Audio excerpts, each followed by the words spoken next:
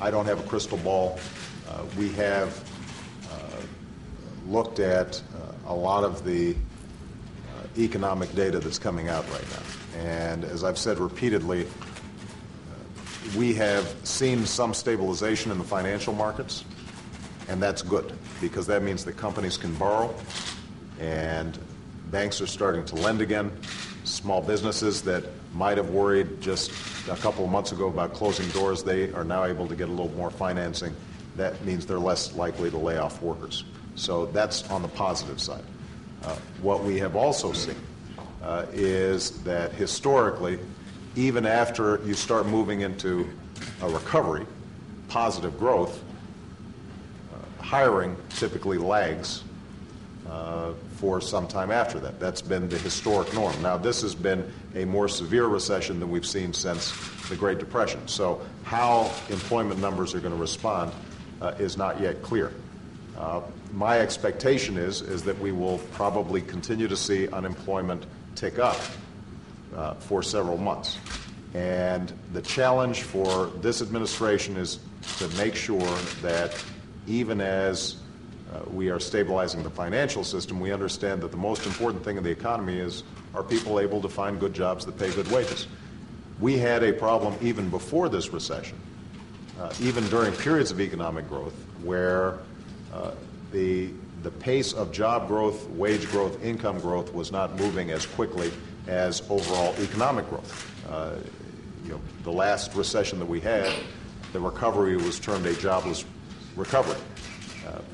We can't repeat that approach, and that's why when I talk about things like healthcare reform or revamping how we approach energy and investing deeply in clean energy, when I talk about improving our education system, as I'll discuss today when I go to Michigan, those foundations are so critical because we've got to find new models of economic growth, particularly at a time when consumers are just not probably going to be spending as much as they were, and that has been driving a lot of economic growth over the last several months. Michigan, obviously, is a state that has just been battered, not only during this recession, but in the years leading up to this recession.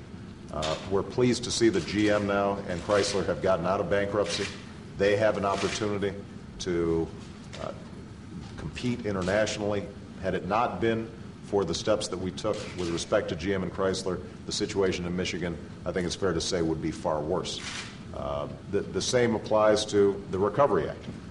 We've made investments that early on have allowed a state like Michigan to lay off fewer teachers, fewer cops, fewer firefighters. Those are all jobs that would have been lost in the absence of the recovery package. But it's still not enough. And so I would argue that the single biggest challenge that not just the United States face, but countries in Europe and all around the world are going to face as we come out of the recovery is how do we generate enough jobs that pay good wages to keep up with population growth.